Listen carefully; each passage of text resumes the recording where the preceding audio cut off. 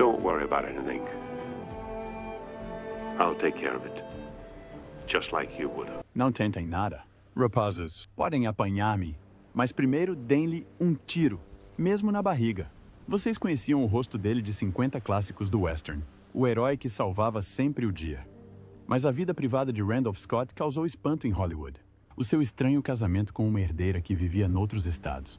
A sua casa de praia partilhada com outro ator famoso. Quando a morte finalmente o levou, os familiares descobriram algo que os deixou de rastos. Este simples cowboy tinha secretamente construído uma riqueza tão enorme que mudou as suas vidas para sempre. O homem que raramente sorria no ecrã riu por último. Afinal, Randolph Scott nasceu a 23 de janeiro de 1898, no condado de Orange, Virgínia. Mas esta não era a casa da sua família. Aconteceu enquanto visitavam familiares. Todos os seus 5 irmãos nasceram em Charlotte, Carolina do Norte. Foi o único que não nasceu. O seu pai, George Grant Scott, trabalhava como engenheiro têxtil, mas também se tornou o primeiro contabilista certificado da Carolina do Norte. Isso fez dele um pioneiro. A sua mãe, Lucille, era oriunda de uma família rica e respeitada da Carolina do Norte. Randolph nasceu com cérebro e dinheiro.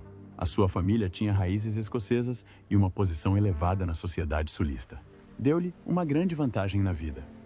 Cresceu em Charlotte, numa casa grande e elegante que ainda existe. Em 1927, mudaram-se para uma casa imponente, projetada por um arquiteto famoso, Louis Asbury. Este era o tipo de vida que Randolph conhecia.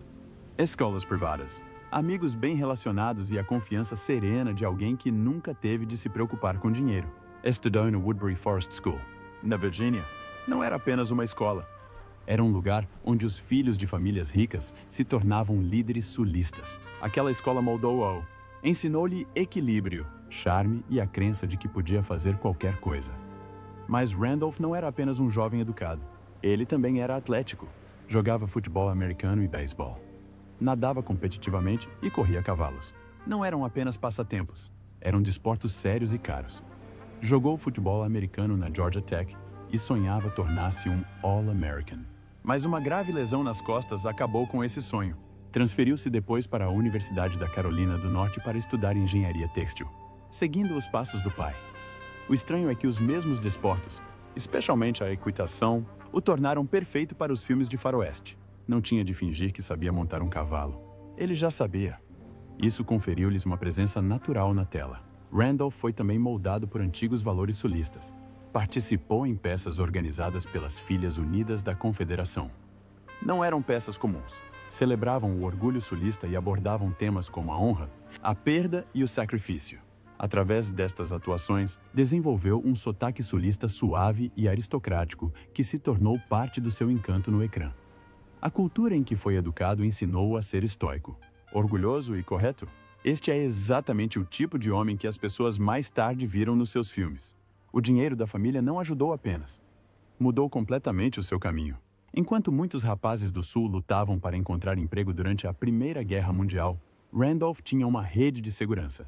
Depois de regressar da guerra, não teve de se esforçar. O seu pai estava tão ligado à indústria cinematográfica que lhe enviou uma carta de apresentação a Howard Hughes. Randolph usou esta carta em 1928 para entrar em Hollywood. Ele não tinha de começar do zero. Chegou com confiança, boa aparência e amigos poderosos. Esta é uma combinação que poucos conseguiriam igualar. Quando os Estados Unidos entraram na Primeira Guerra Mundial, em abril de 1917, Randolph tinha apenas 19 anos. Em vez de ficar em casa, alistou-se na Guarda Nacional nesse mês de julho. A maioria dos homens que se juntaram ao esforço de guerra eram mais velhos. Mas ele não esperou. Em outubro, foi promovido a cabo. Em fevereiro de 1918, era sargento. O seu pai tentou levá-lo para West Point, mas Randolph queria servir. Esta escolha demonstrou a sua disciplina e condizia com as personagens corajosas que viria a interpretar mais tarde no cinema. Em França, serviu na linha de frente. Fez parte de uma equipa de 2 homens no 2º Batalhão de Morteiros de Trincheira. O seu trabalho era perigoso. Sentava-se em pequenos abrigos, dirigindo o fogo de artilharia sob ataque inimigo. Ele e o seu parceiro liam testamentos de bolso e seguravam as suas placas de identificação antes de cada missão. Nunca falou publicamente sobre o que lá viu. O seu trabalho era preciso, usando cálculos matemáticos manuais. Enviava atualizações para direcionar a artilharia corretamente. Se errasse, os homens poderiam morrer. Este tipo de pressão marcou-o e ajudou a construir a força silenciosa e endurecida que as pessoas viam nos seus papéis. O seu treino militar também lhe deu um conjunto de competências práticas que Hollywood não conseguia imitar. Aprendeu a cavalgar em terrenos acidentados. Treinou com armas e baionetas. Não eram acessórios. Eram ferramentas de sobrevivência. Depois, mais tarde, quando Randolph interpretou cowboys e soldados, pareceu real porque ele não estava apenas a agir como um herói. Ele tinha vivido isso. Após o fim da guerra, em novembro de 1918, Randolph não regressou a casa a correr. Permaneceu em França e frequentou a Escola de Formação de Oficiais de Artilharia em Saumur. Tornou-se segundo-tenente em maio de 1919. Quando finalmente regressou aos Estados Unidos, foi para a Georgia Tech em busca de um novo sonho: tornar-se um jogador de futebol americano de topo. Entrou para uma fraternidade e voltou a dedicar-se ao desporto. Mas a sua antiga lesão voltou. Aquele sonho também acabou. Assim, mudou-se novamente. Desta vez para a Universidade da Carolina do Norte para estudar engenharia. Não durou. A sala de aula não correspondia à emoção do campo de batalha ou do campo de futebol. Abandonou a faculdade e ingressou na empresa têxtil do pai. Naquela empresa, trabalhou arduamente. Foi contabilista, depois auditor e, por fim, gerente de escritório. Era focado e responsável. Mas aquela vida não o entusiasmava. Não era suficiente. Depois, em 1927, arriscou. Abandonou uma carreira estável por algo extremamente incerto. Em 1929, enquanto jogava no Los Angeles Country Club, algo inesperado aconteceu. Estava escalado para jogar com Howard Hughes. Sim, esse Howard Hughes. O homem rico e excêntrico que fazia filmes e pilotava aviões. Scott não fazia ideia de que aquela partida de golfe iria mudar tudo. Hughes reparou na constituição alta, na boa aparência e no charme sulista de Scott. Hollywood precisava de tipos como ele. No final do jogo, Hughes ofereceu-lhe um pequeno papel. Sem créditos. M. the Far Call. Não era grande coisa. Apenas um pequeno papel num filme. Mas era um começo. Se Scott tivesse saltado o golfe naquele dia, talvez nunca tivesse entrado no mundo do cinema. Depois daquele golpe de sorte, Scott percebeu que a aparência não era suficiente. Ele precisava de habilidade. Por isso, inscreveu-se no Pasadena Community Playhouse. Era a principal escola de representação da Costa Oeste, onde também se formaram futuras estrelas como Gene Hackman e Dustin Hoffman. Scott trabalhou arduamente. Estudou canto, movimento e representação teatral. Em 1931, o lendário encenador Cecil B. DeMille foi assistir a uma peça de teatro. Viu Scott e ficou impressionado. Disse a alguém que aquele jovem tinha algo que Hollywood não consegue ensinar. Aquele momento abriu portas a Scott. Já não era apenas um golfista sortudo. Estava a tornar-se um ator de verdade. Nesse mesmo ano, algo de insólito aconteceu nos bastidores do filme de western The Virginian. Gary Cooper, a estrela, precisava de ajuda com o sotaque da Virgínia. Quem melhor para o ensinar do que um verdadeiro virginiano? Scott assumiu o cargo de treinador de Cooper. Não era o ator principal. Nem sequer foi creditado. Mas fez Cooper parecer mais autêntico. E os críticos repararam. Esse filme fez de Cooper uma estrela ainda maior, enquanto Scott ficou em segundo plano. Ainda assim, construiu uma amizade duradoura entre os dois homens e mostrou o quão generoso e profissional Scott era realmente. Em 1932, as coisas melhoraram. Scott assinou um contrato com a Paramount Pictures. Isso foi um grande sucesso na altura. O seu primeiro grande filme foi Sábado Quente, no qual trabalhou ao lado de Nancy Carroll e do jovem Cary Grant. O filme causou impacto com a sua história ousada, mas algo mais aconteceu nos bastidores. Scott e Grant tornaram-se amigos íntimos. Chegaram a viver juntos numa casa de praia em Malibu durante mais de 10 anos. As pessoas coscovilhavam, especulavam e escreviam sobre eles nas revistas. Mas a verdade era simples. Tinham um vínculo profundo e duradouro. Rarem Hollywood. Durante este período, os papéis de Scott continuaram a crescer. Ele já não estava apenas em segundo plano. O seu charme sulista e o seu rosto bonito ajudaram. Clara tinha 1,88 m de altura e uma presença calma e confiante que agradava ao público. Em 1934, estava a conseguir papéis maiores. Interpretava frequentemente amigos leais ou rivais românticos, mas trazia sempre uma presença única para o ecrã. O primeiro casamento de Randolph Scott parecia perfeito no papel. Casou com Marion DuPont Somerville a 23 de março de 1936. Era uma rica herdeira, neta do fundador do Império Químico DuPont. Tinha 38 anos. She was 40 e She was a queen in the world of horse racing. He was rising fast in Hollywood. Their wedding was so private, it didn't even hit the news until months later. Scott had actually been best man at Marion's first wedding, which made their own marriage feel like the next chapter of a long friendship. But behind the glamour, things didn't click. Marion stayed in Virginia at her 55-room Montpelier estate, once home to President James Madison. Scott worked non-stop in Los Angeles. She built a gym for him in her basement. But he was so tall, 6 feet, 4 inches, they had to dig a pit in the floor just so he could stand up straight during workouts. They weren't seen together much. Marion didn't like Hollywood. In 1938, her horse battleship made history by becoming the first American-bred winner of England's Grand National Steeplechase. She couldn't go to the celebration in New York. Scott went in her place. After 3 years of this long-distance marriage, they separated in 1900 at Trintorinov. No fights, no scandal, just 2 lives heading in different directions. They had no kids, but Marion kept the Scott name until she died in 1983, a quiet sign of respect that never faded. A year before that marriage ended, in 1935, Scott moved in with Cary Grant. Their house in Malibu was big, 530 square feet, and beautiful. People called it Bachelor Hall. They were young, rich, good-looking, and always photographed playing golf or lounging by the beach. The studios even staged photos of them working out together. The tabloids couldn't get enough. Gossip columnist Hedda Hopper joked about them.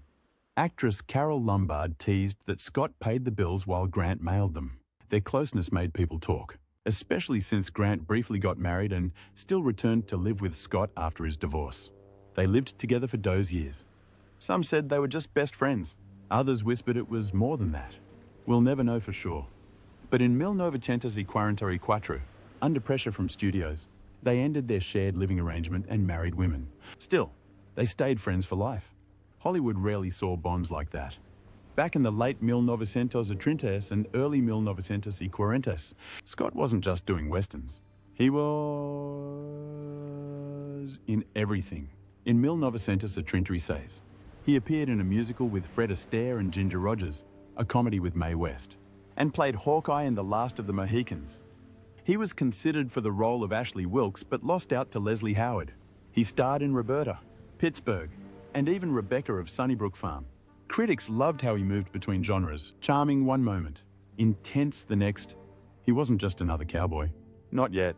Those years shaped him. They helped him find his range and build a strong fan base. By the early 1940s, he wasn't switching genres anymore.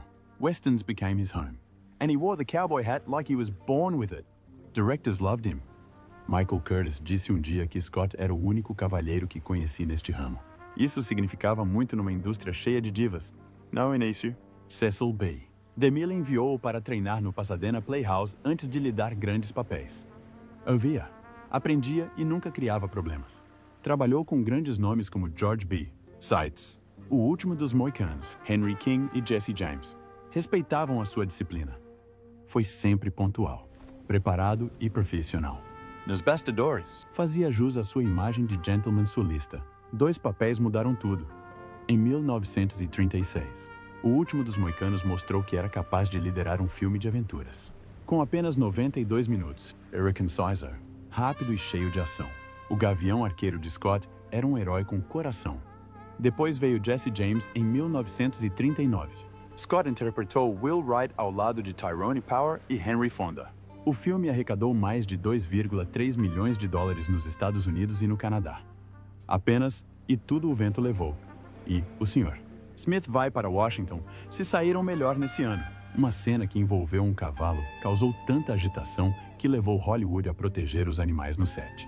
Aí está o tamanho do sucesso do filme. Quando os Estados Unidos entraram na Segunda Guerra Mundial, Scott quis servir. Tentou alistar-se na Marinha, mas foi recusado devido a uma lesão nas costas. Mesmo assim, não ficou de fora. Visitou bases militares com o comediante Joey Dorita, atuando para as tropas. No seu próprio rancho, cultivava alimentos para o governo. No Ikram mantinha o ânimo elevado com filmes de guerra como As Margens de Trípoli, Bombardier, Corvette K-225 e Gung Ho. Estes filmes não eram apenas entretenimento. Eram um incentivo moral. Scott tornou-se um símbolo da força americana, tanto real como imaginária. Em 1944, casou com Patricia Stillman. Este casamento durou mais de 40 anos, até a sua morte em 1987. Adotaram 2 filhos, Christopher e Sandra. Enquanto outros casais de Hollywood se desenvolviam rapidamente, a vida familiar de Scott manteve-se sólida e reservada. Dava-lhe uma paz que muitas estrelas nunca encontraram. Também sabia como lidar com os negócios. No final da década de 1940, associou-se a um produtor para fundar a Renown Productions. O nome era uma combinação dos seus nomes, Randolph e Brown. Naquela altura, a maioria dos atores não tinha controle. Os estúdios tomavam todas as decisões, mas com a Renown, Scott escolhia os seus próprios projetos, principalmente westerns. Tinha controle criativo e uma melhor remuneração. Esta mudança marcou os seus últimos anos no cinema. Em 1946, Bad Man's Territory estreou nos cinemas. Scott interpretou Mark Rowley, um polícia que lidava com bandidos como Jesse James e o Dalton Gang. O filme rendeu $557 mil em lucro. Foi uma pipa de massa. O público adorou. O filme teve 2 sequelas e garantiu o sucesso de bilheteira de Scott. Randolph Scott não se tornou uma lenda de Hollywood de um dia para o outro. Mas entre 1950 e 1953, algo de incrível aconteceu. Entrou na lista dos 10 atores masculinos mais populares dos Estados Unidos e aí permaneceu durante 4 anos consecutivos. Isto era raro para qualquer ator, especialmente para alguém que fazia westerns, um gênero que geralmente não dominava as bilheteiras. Ainda mais surpreendente, Scott já estava na casa dos 50 anos, mas os seus filmes rendiam dinheiro, muito dinheiro. Em 1950, ganhava $100 mil por filme, cerca de 1,3 milhões de dólares atualmente. Famílias de todo o país, das cidades ao campo, faziam fila para ver o seu estilo silencioso e poderoso de justiça. Os seus fãs incluíam crianças de olhos arregalados, agricultores duros e todos os outros. Tornou-se mais do que uma estrela. Ele tornou-se um símbolo. Mas esta ascensão não se deveu apenas a números. Era sobre as histórias que contava e a forma como as contava. Em Trial Street, de 1947, interpretou Bat Masterson, um polícia sem frescuras enviado para limpar uma cidade selvagem do Kansas. O filme não era apenas cheio de ação. Tinha energia, vida e gerava um lucro considerável de $365 mil. Nesse mesmo ano, em Gunfighters, Scott era um homem destruído, tentando deixar o seu passado violento para trás depois de matar o seu melhor amigo. A dor que demonstrava era real, silenciosa e poderosa. Em 1949, levou as coisas ainda mais longe em The Walking Hills, uma caça ao tesouro poeirenta e sombria no deserto. O filme misturava a dureza do western com o mistério do filme noir, e Scott destacava-se no meio de tudo isto. Calma, firme e profundamente humano. À medida que os seus papéis se tornavam mais profundos, o seu visual também se desenvolvia. No final dos anos 40, o rosto de Scott tinha mudado.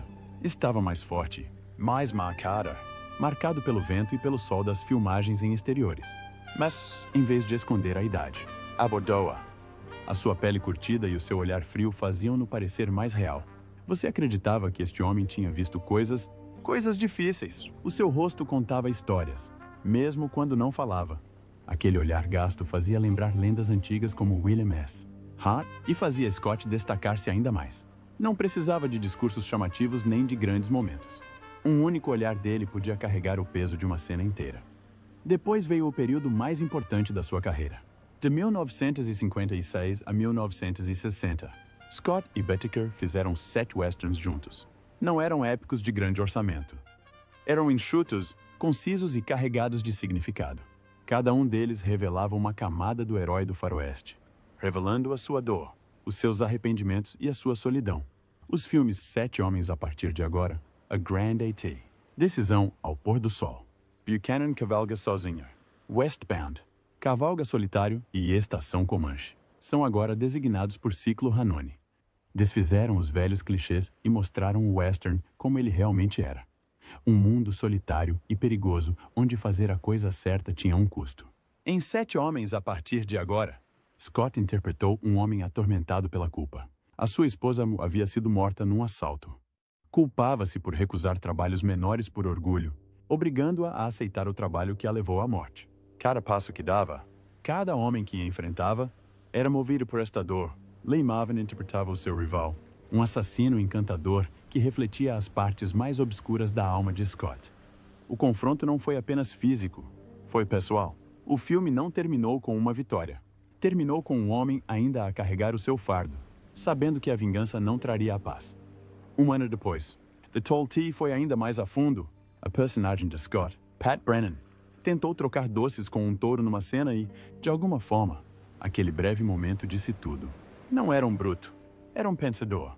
Um homem que escolheu a paciência e a sagacidade em vez da força bruta. A história colocou-o numa situação de reféns com assassinos implacáveis e uma mulher inocente. Mas o perigo não eram apenas as armas, eram as escolhas. Será que ele conseguiria salvá-la? Será que confiaria nos seus inimigos? Será que conseguiria ir embora? Cada decisão era dolorosa, e a tensão nunca a abandonava. É por isso que o filme faz agora parte do National Film Registry. Em 1959, em Ride Lonesome, Scott assumiu um dos seus papéis mais dolorosos. Interpretava um caçador de recompensas chamado Ben Brigade, mas não queria a recompensa. Ele queria justiça, o seu tipo de justiça. Anos antes, a sua mulher tinha sido raptada e morta. O homem que cometeu o crime continuava em liberdade. Então, a brigada capturou o irmão do assassino. Não por dinheiro, mas como isco, a cena final, em que ele queima a árvore onde a sua mulher foi enforcada, diz tudo. Aquele incêndio não foi apenas o fim de uma perseguição, foi o início de uma cura. Silencioso, poderoso, inesquecível. Depois veio Comanche Station, em 1960. O último western de Scott antes de se retirar. Foi a despedida perfeita. Interpretou Jefferson Cody, um homem que passou 10 anos à procura da sua mulher, que tinha sido raptada pelos Comanches. Ao resgatar outra mulher, pensou que talvez, apenas talvez, a encontrasse. Mas não era a única. Mesmo assim, cumpriu a promessa e levou-a para casa, protegendo-a dos homens perigosos ao longo do caminho. Quando tudo terminou, partiu sozinho. Ainda à procura, ainda à espera. Essa foi a mensagem final de Scott. Os heróis nem sempre vencem. Às vezes, simplesmente continuam. Em 1962, Ride the High Country era apenas mais um western de baixo orçamento. O realizador, Sam Peckinpah, ainda não era um grande nome. Era jovem, teimoso e cheio de ideias que o estúdio não aceitava, desde o primeiro dia que os problemas acompanharam a produção. A MGM planeava filmar nos pitorescos Mammoth Lakes, mas o tempo não colaborou. Assim, o estúdio ordenou que tudo fosse transferido para Bronson Canyon, em Los Angeles, a centenas de quilômetros de distância. A mudança foi um desastre. Peckinpah, irritado com a decisão, garantiu que o elenco e a equipa técnica se mantivessem embriagados durante as 6 horas de autocarro de regresso a Los Angeles. O caos não se ficou por aí. Quando o presidente da MGM, Joseph Vogel, assistiu a uma versão inicial do filme, adormeceu. Ao acordar, disse que tinha sido o pior filme que já tinha visto. A MGM nem sequer deu ao filme uma oportunidade justa. Colocaram-no na metade inferior das sessões duplas. Nos Estados Unidos, foi um fracasso total. Mas a Europa viu algo de diferente. No estrangeiro, Ride the High Country tornou-se discretamente um dos maiores sucessos da MGM. E, aos poucos, a reputação do filme começou a crescer. Em 1992, foi selecionado para preservação no National Film Registry. O que começou por ser uma produção problemática acabou por se tornar um clássico. No centro de tudo estava Randolph Scott. Interpretou Gil Westrom, um ex-polícia idoso que luta para acompanhar um mundo em constante transformação. A história passa-se por volta de 1905, quando o Velho Oeste estava em rápido declínio. O rosto de Scott, envelhecido, sério e honesto, encaixava perfeitamente no papel. A sua personagem estava dividida entre o ouro e a lealdade, a ganância e a honra. Atrás das câmeras, Scott e o seu colega de elenco, Joel McCrea, enfrentavam o seu próprio crepúsculo. Eram lendas da vida real a interpretar homens fora do tempo, o que conferia ao filme uma força silenciosa. A cinematografia acrescentou ainda mais. As cenas suaves e outonais de Lucien Ballard fizeram com que todo o filme parecesse uma despedida, não apenas da fronteira, mas do próprio western de Hollywood. Este não era um filme de cowboys comum. Tinha alma. E Scott fez uma das atuações mais emocionantes da sua carreira. Talvez a mais emocionante. Talvez a melhor. O Scott também achava isso. Depois do filme, afastou-se da carreira de ator para sempre. Não queria continuar apenas para aceitar papéis mais fracos ou para se tornar uma estrela em declínio. Dissera o que queria dizer através de Gil Westrom. Aquela apresentação teve tudo. Dúvida, orgulho, arrependimento e redenção. Scott disse aos amigos que nunca conseguiria ultrapassar aquilo. Por isso nem sequer tentou. Ele saiu nos seus próprios termos. Mas Scott não era inteligente apenas no ecrã. Ele era ainda mais esperto. Quando se reformou, em 1962, não desapareceu. Concentrou-se nos negócios e jogou este jogo melhor do que quase qualquer pessoa em Hollywood. Em meados dos anos 60, a sua fortuna tinha atingido os 100 milhões de dólares. Isso daria quase 280 milhões de dólares hoje. A maioria dos atores não pensava assim, mas Scott pensava. Comprou cedo, segurou e viu os números subirem. Não era apenas dono de uma ou duas mansões, possuía terras, muitas delas, especialmente em San Fernando e Palm Springs. Só estas propriedades já valiam mais de 100 milhões de dólares em 1965. Palm Springs tornou-se um ponto de interesse e San Fernando explodiu em crescimento. Scott previu isso antes de qualquer outra pessoa. E não se ficou por aí. Em 1927, ajudou a criar o Park Ridge Country Club, em Corona, na Califórnia. Esse campo tornou-se mais tarde Cresta Verde, um local favorito de estrelas como Lucille Ball, Burt Lancaster e Clark Gable. Scott adorava golfe, mas isso também era um negócio. Tornou-se um dos campos mais antigos dos Estados Unidos e ainda hoje atrai pessoas. Conseguiu misturar a paixão pessoal com o lucro de uma forma que poucos conseguiam. Quando Randolph Scott morreu, em 1987, deixou mais do que um simples legado cinematográfico. A sua fortuna ainda valia cerca de 100 milhões de dólares, mesmo ajustado à inflação. Saiu-se melhor do que a maioria. O patrimônio de Cary Grant, em comparação, valia hoje cerca de 130 milhões de dólares. Ou de Katharine Hepburn, cerca de 30 milhões de dólares. Os números de Scott eram incomparáveis. Mas, nos seus últimos anos, o forte cowboy começou a decair. Tinha problemas cardíacos e dificuldade em respirar. A pneumonia levou-o ao hospital mais do que uma vez. Em 1987, estava fraco e precisava de cuidados a tempo inteiro. A 2 de março, morreu tranquilamente, enquanto dormia na sua casa em Beverly Hills. Tinha 89 anos. Apenas 2 meses antes, o seu amigo Cary Grant tinha falecido. No funeral de Scott. Apenas 25 familiares compareceram. O funeral foi realizado perto da casa onde passou a infância, em Charlotte, na Carolina do Norte. O reverendo Billy Graham liderou a cerimônia. O presidente Ronald Reagan enviou um telegrama a chamar a Scott um dos maiores talentos de Hollywood.